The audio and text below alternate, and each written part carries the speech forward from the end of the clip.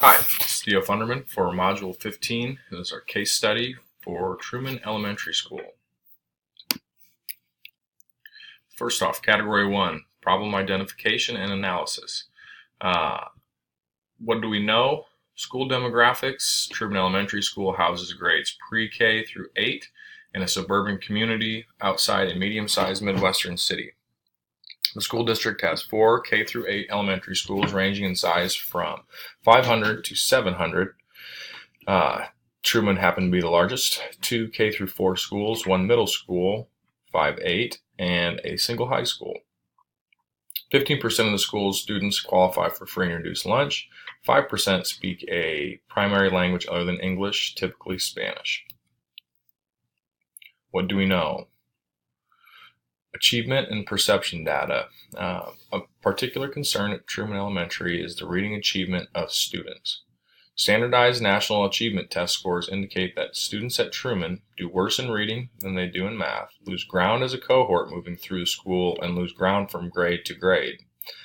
Kind of a history here of underachievement. Parents in the school have taken note of the test scores and commented negatively on their views of reading instruction. What else do we know? District reading specialist was called in by the building leader to do an outside assessment. Teachers are using the Basel reading program and following the curriculum. Not regularly scheduled. Instruction is almost always whole group. There's little individualization or small group development. In only a few classes was there any discussion of strategic reading. Most classroom instruction did not include direct lessons regarding what strategies students can and should use when reading, especially when running into difficulty.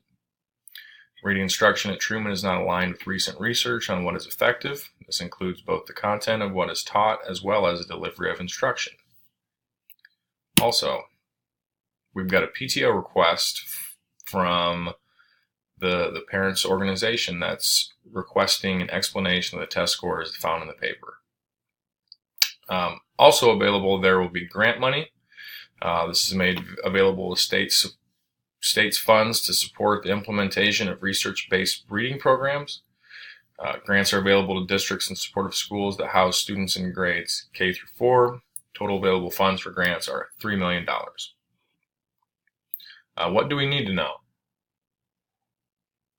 I believe we also need to know what other schools similar to ours are doing for reading instruction.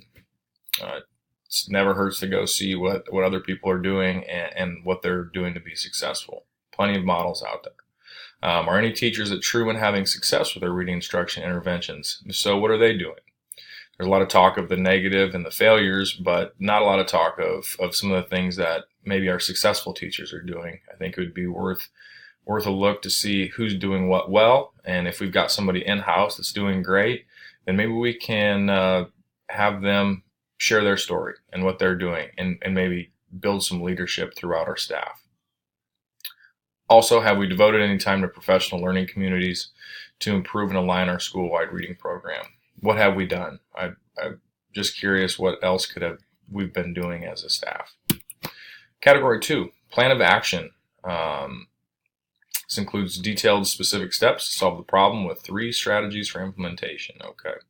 Number 1, I'd say determine the best program that addresses foundational work like phonemic awareness and phonetic skills, reading comprehension, and integrated reading and writing we will implement school-wide. If we don't have a teacher that is doing something great in school, then we'll go look for a program that fits our school specifically.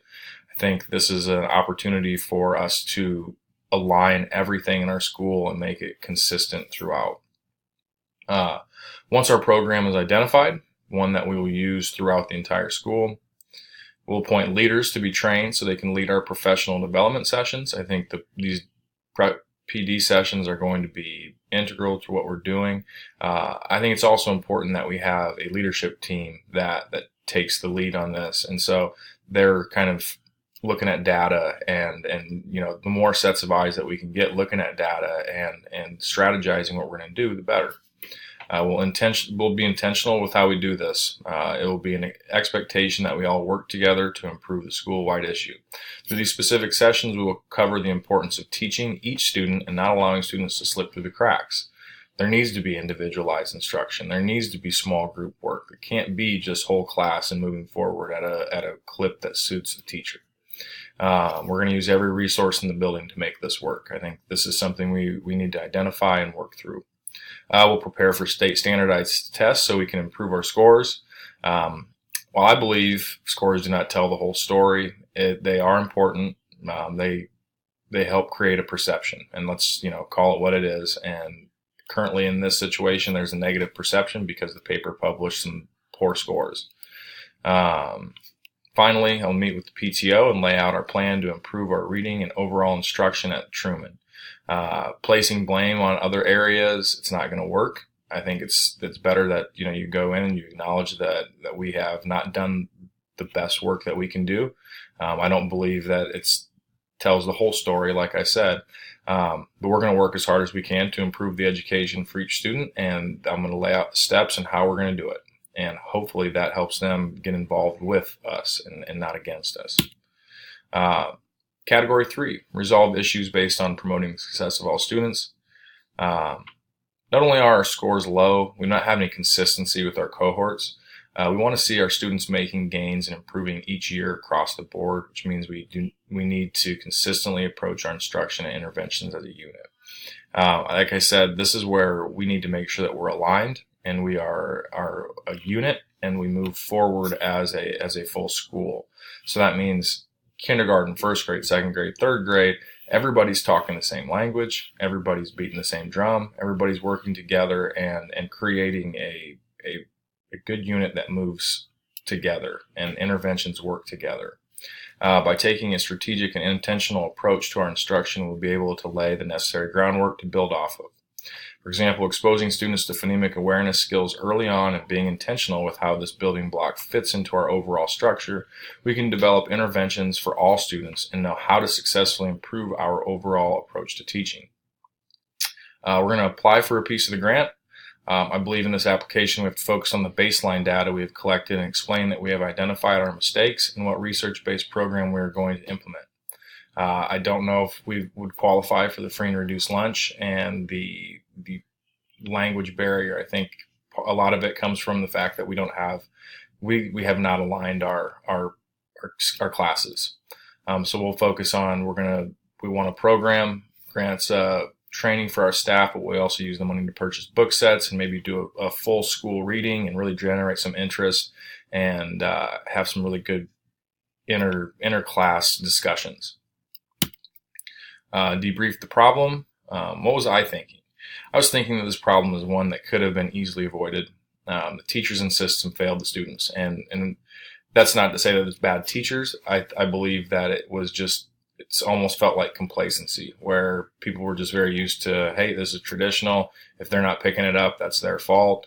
This has got to be more intentional with how we think. And that's just something that I believe as a building leader, you place the emphasis where it needs to be. And I think with the instruction piece, it's just, we got to all be together.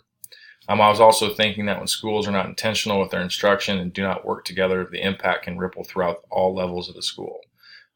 You can just kind of see how it bled through from year after year after year. Because they did not come with an intentional strategic approach, they suffered the consequences. So that's what I was thinking. What was I feeling? My initial thought was I felt sad for the students. They were not receiving the best possible education that they deserve. And the second emotion I felt was I felt motivated to think more about developing secure systems to put in place for my school should I be lucky enough to become a building leader. I think that you have to have a plan. You have to have something in place. So those are the two things I was feeling. What do I value? I value my community, school, staff, and most importantly, students enough that I will develop systems that will allow us to behave like a unit in order to give each student the attention they need. I also value research-based programs for reading and mathematics so we can intentionally address students and their individual learning needs. Debrief the problem by reflecting. Identify issues that are unresolved or open for further investigation. I think we can look into strengthening our leadership infrastructure and develop PLCs to help make sure this does not happen again. You can get a program and it might have everything you need, and you try to put it in place, and maybe you see a spike, but is it going to sustain? I don't know. I think that you have to develop leadership throughout your staff. I think you have to develop a culture that holds itself accountable, and that you have ownership from more than just several. And so I think with that, we have to have PLCs, and I think that everybody needs to look at the data. Everybody has to understand and analyze what's going on. If that's done, I think we can move forward the right way. How can we communicate with the community better so they're not getting their information strictly from test reports? To me, we got to control our own story and not allow parents and community members to think poorly of our work. If we, hit Twitter, Facebook, and do a good job of relating with the community, they're not going to look at just the standardized scores and say, well, what's going on? Our school isn't working. Our kids aren't learning how to read. I think that we need to paint our own picture. Okay, so category 5, reflecting on standard 8, provide examples from data. I'm going to meet with the PTO and lay out our plan to improve our reading and overall instruction at Truman. To me, I think this is a great way to engage families. I think when you lay out the steps, I think there's places for them to come help. There's a lot of great programs where you can have parents as readers. You can have parents and community members come in and pull kids out of class and read to them. Come into class and read a story. Maybe that allows us to build into our schedule some small group instruction time, where maybe some kids that need more interventions, we have a parent that comes in and does a nice little reading to a class. That gives me a chance to pull a kid out and do this. And I think just laying it out and explaining to them, here's how we're going to go about this, can really help some understanding. I value my community, school staff, and most importantly, students, that we're going to develop a system. We have to develop something to move us all forward. Just improve communication with the community. Like I said before, control our story. How did you as the building level administrator use the data presented to respond and communicate? I believe not only are our scores low, we don't have that consistency. We want to see that our students making gains and improving each year across the board, which means we have to develop that consistency, and we have to look to see how can we all work together, not just that, Miss X and Mr. Z have their separate rooms and they go in those rooms in the morning and shut the door and don't come out until the afternoon. We all have to have the steady flow of communication and steady flow of information going from room to room. I think by taking a strategic and intentional approach, we'll be able to lay the necessary groundwork to build off of. I think we should apply for a piece of the grant. Maybe we get it, maybe we don't, but I think that it also kind of sends a message that we're going to do everything we can. We're going to leave no stone unturned. In order for us to truly improve our school-wide instruction, we need to make it our top priority. This means we must take full responsibility for what has happened and work towards a model that is data-driven and held together by individual and group accountability.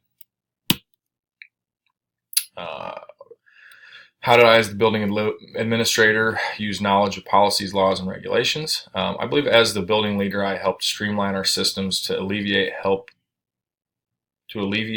and to help improve our instruction and systems we have in place for our students.